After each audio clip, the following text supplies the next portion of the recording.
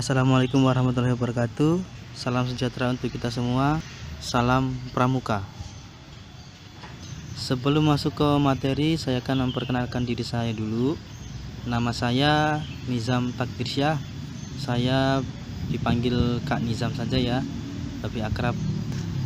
Di sini saya akan memberikan materi tentang struktur organisasi Gerakan Pramuka. Apa saja sih struktur organisasi Gerakan Pramuka itu? Oke, saya akan jelaskan dulu mulai dari awal ya. Struktur organisasi Gerakan Pramuka adalah bagan atau skema yang menggambarkan tingkat-tingkat organisasi. Skema atau gambar yang menggambarkan tingkat mulai dari bawah atau sampai ke atas dalam Gerakan Pramuka. Jadi mulai dari gugus depan sampai dengan kuartir nasional. Kemudian bisa kita lihat di contoh di gambar berikut ini. Nah, gambar ini ada pada Jukran ya, ada pada Jukran Gerakan Pramuka nomor 220 tahun 2007 tentang petunjuk penyelenggaraan pokok-pokok organisasi Gerakan Pramuka. Nah, terus di gambar ini ada banyak ya. Pertama itu ada presiden atau pramuka utama selaku Kamabinas, kemudian ada Munas, ada gubernur, Kamamida dan lain-lain ya. Nah, sini semua akan saya jelaskan di slide berikutnya. Oke. Yang pertama ada pramuka utama ya. Apa itu pramuka utama? Pramuka utama adalah kepala negara ya. Kepala negara itu siapa? Berarti presiden selaku Kamabinas. Apa maksudnya pramuka utama? Jadi pramuka utama itu adalah pramuka yang paling tinggi gitu ya jabatannya. Di atasnya Kakuarnas ya ada Kamabinya. Mabinya itu adalah Kamabinas, yaitu presiden. Jadi setiap presiden yang terpilih akan langsung otomatis menjadi pramuka utama. Seperti itu ya. Kemudian yang kedua ada majelis pembimbing. Apa itu majelis pembimbing? Majelis pembimbing adalah badan yang bertugas memberikan bimbingan dan bantuan moral, organisatoris, material dan finansial kepada kuartir. Jadi yang membantu kuartir dalam pendanaan itu semua adalah majelis pembimbing. Jadi majelis pembimbing ini mulai dari tingkat nasional itu ada presiden, kemudian yang tingkat daerah atau mabida itu ada gubernur. Kemudian di tingkat cabang atau mabicap itu bupati atau wali kota. Kemudian di tingkat ranting itu mabiran, diketuai oleh Pak Camat. Sedangkan di tingkat gugus depan ada namanya mabigus yang dipilih dari anggota mabigus yang ada, dan di tingkat saka ada mabisaka yang dijabat oleh penjabat di lembaga-lembaga atau instansi departemen terkait. Kemudian selanjutnya yang ketiga ada musyawarah kuartir. Apa itu musyawarah kuartir? Musyawarah kuartir itu merupakan lembaga di lingkungan Gerakan Pramuka yang bersidang pada akhir masa bakti atau akhir jabatan ya. Jadi tiap musyawarah-musyawarah akhir periode itu dilakukan musyawarah ya. Misalkan di kuartir nasional itu ada musyawarah nasional gitu ya, Munas gitu. Nah, untuk di gugus depan itu ada namanya musyawarah gugus depan atau mugus. Musyawarah ini memegang kekuasaan tertinggi dalam kuartir atau gugus depan. Untuk susunannya mulai dari musyawarah nasional, kemudian musyawarah daerah, musyawarah cabang, musyawarah ranting, kemudian musyawarah gugus depan. Kemudian selanjutnya kuartir dan koordinator gudep. Kuartir dan koordinator gudep merupakan perangkat dan mekanisme kerja untuk mencapai tujuan Gerakan Pramuka. Jadi yang mengelola kegiatan-kegiatan di daerah itu adalah kuartir ya, dan koordinator gudep. Misalkan yang mengelola kegiatan di tingkat nasional ada kuartir nasional. Kemudian yang di tingkat daerah itu ada kuartir daerah. Di tingkat cabang itu ada kuartir cabang, dan di tingkat ranting ada kuartir ranting. Di gugus depan itu bukan kuartir namanya, tapi langsung gugus depan atau koordinator gugus depan. Diketuai atau dikoordinir oleh koordinator gugus depan, seperti itu. Nah, untuk masa baktinya untuk kuartir nasional itu masa baktinya 5 tahun. Kemudian yang di daerah juga 5 tahun, cabang juga 5 tahun. Untuk yang di ranting dan gugus depan itu masa baktinya 3 tahun.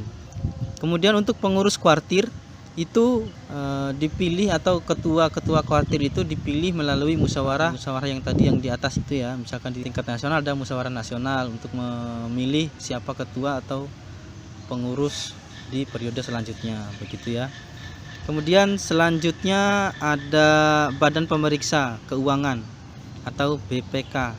BPK ini badan independen ya, jadi badan yang berdiri sendiri di luar dari kuartir ya, di luar dari MABI ya. Ini adalah orang-orang yang dipilih untuk mengawasi setiap seluruh atau setiap kegiatan-kegiatan yang diadakan oleh kuartir, mulai dari keuangannya, terus kegiatannya apa saja gitu ya. Jadi yang mengawasi adalah BPK. Nah, BPK ini dibentuk dalam musyawarah gerakan pramuka ya, dan bertanggung jawab untuk musyawarah gerakan pramuka ke depannya, untuk periode ke depan. Seperti itu.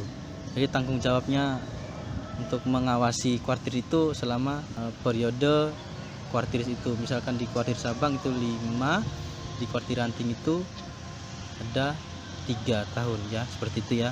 Kemudian selanjutnya ada Badan Kelengkapan Kuartir.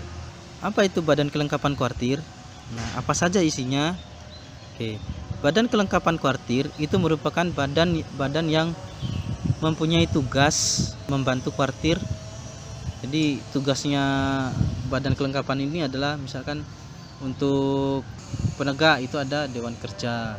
Kemudian kalau misalkan untuk kegiatan dewasa itu ada Pusdiklat, Cap misalkan. Nah, apa saja isinya untuk badan-badan kelengkapan kuartir ini? Nah, yang pertama ada Dewan Kehormatan, kemudian Pusdiklat, Pusat Pendidikan dan Latihan gitu ya. Kalau di tingkat cabang itu Pusdiklat Cap, Pusat Pendidikan dan Latihan cabang, tingkat cabang. Begitu juga dari di atasnya, misalkan nasional ya Pusdiklatnas, kalau misalkan daerah ya Pusdiklatda, seperti itu ya. Kalau misalkan di Ranting itu tidak ada Pusdiklatnya, di Gustipan juga tidak ada, hanya sampai pada kuartir cabang saja. Nah, kemudian ada selanjutnya Dewan Kerja ya, Dewan Kerja Penegak dan Pandega ya. Nah, Dewan Kerja ini adalah dewan yang membantu seluruh kegiatan-kegiatan kuartir ya, membantu yang mengurusi dan yang melaksanakan. Dewan Kerja juga terdiri dari setingkat nasional ada Dewan Kerja Nasional disingkat DKN, di daerah DKD Dewan Kerja Daerah, di cabang DKC Dewan Kerja Cabang, dan di Ranting ada Dewan Kerja Ranting. Di gugus depan tidak ada ya. Nah, kemudian selanjutnya ada pimpinan satuan karya. Itu dari saka-saka tertentu untuk yang dipilih menjadi pimpinan saka yang di kuartir tersebut. Kemudian ada pembantu andalan. Nah, pembantu andalan ini adalah orang-orang yang membantu pada kegiatan-kegiatannya andalan ya. Kemudian ada Badan Usaha Kuartir. Badan Usaha Kuartir ini adalah badan yang mengurusi segala bentuk kewirausahaan. Jadi seperti menjual atau kedai dan lain-lain. Kemudian selanjutnya ada satuan kegiatan. Nah, satuan kegiatan ini disesuaikan dengan situasi dan kondisi kuartir tersebut ya.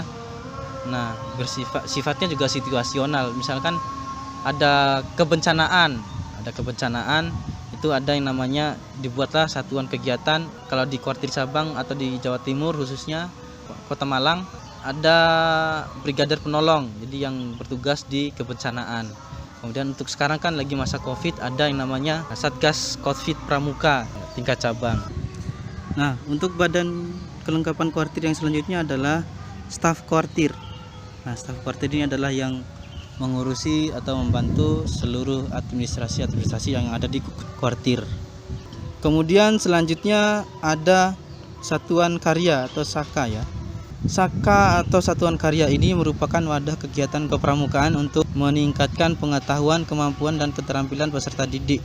Jadi minat bakatnya peserta didik itu ada di satuan karya. Jadi kalau misalkan minat atau bakatnya di penerbangan, itu berarti dia masuknya di Saka Dirgantara. Dia sukanya jelajah, mendaki gunung, terus main dengan hewan-hewan, adanya di Saka Wana Bakti. Seperti itu ya, dan masih banyak lagi satuan-satuan karya yang ada di Gerakan Pramuka. Selanjutnya ada gugus depan ya, atau gudep, tempat adik-adik bersekolah ya. Itu namanya gugus depan atau gudep. Nah, apa itu gugus depan atau gudep? Itu adalah pangkalan peserta didik yang merupakan wadah pendidikan dalam organisasi Gerakan Pramuka. Untuk gugus depan atau gudep itu memiliki bagan atau struktur organisasi sendiri ya.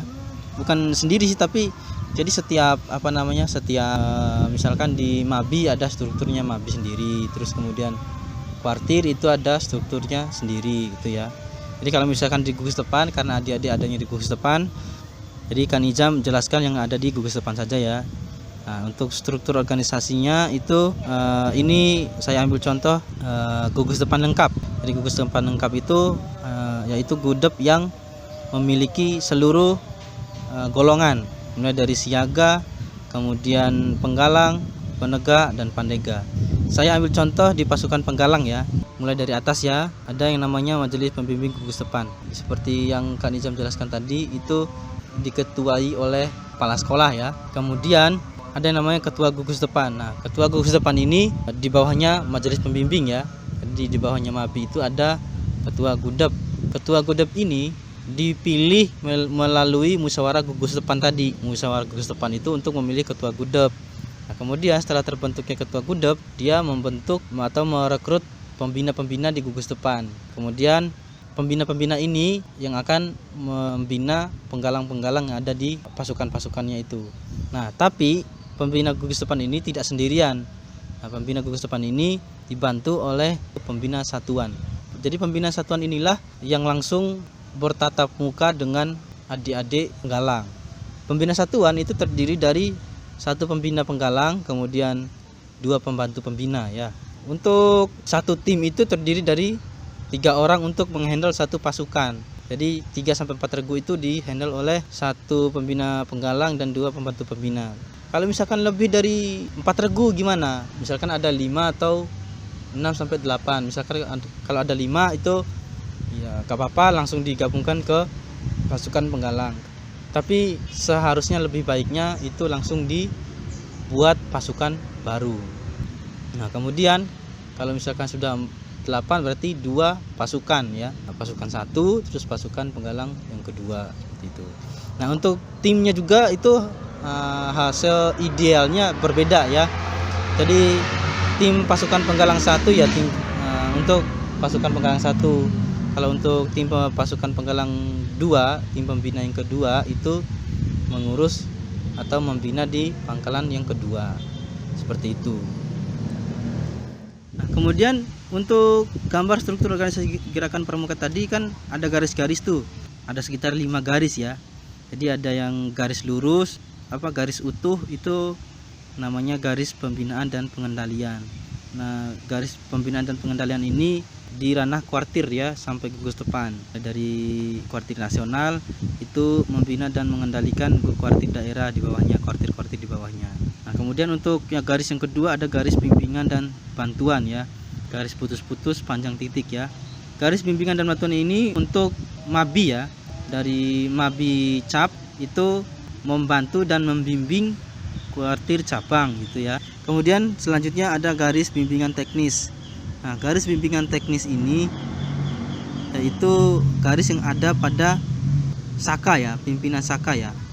Pimpinan Saka nasional, terus daerah, cabang, dan ranting itu memiliki garis bimbingan teknis, membimbing pimpinan Saka di bawahnya. Jadi misalkan pimpinan Saka di nasional itu membimbing teknis-teknisnya di kuartir daerah atau di pimpinan Saka daerah, seperti itu ya, dan seterusnya di bawahnya sampai ke Pamong Saka ya.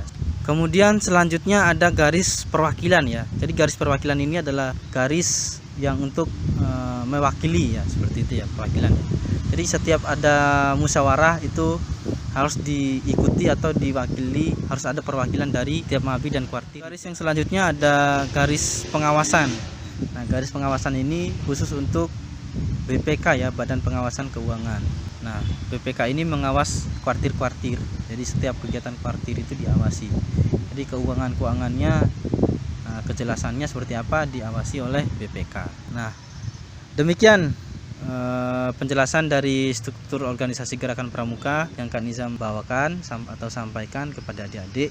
Semoga penyampaian dari Kak Nizam tidak terlalu cepat dan tidak terlalu lambat juga, sehingga dapat dipahami oleh adik-adik ya. Semangat. Demikian dari Kak Nizam. Assalamualaikum warahmatullahi wabarakatuh. Salam sejahtera dan salam Pramuka.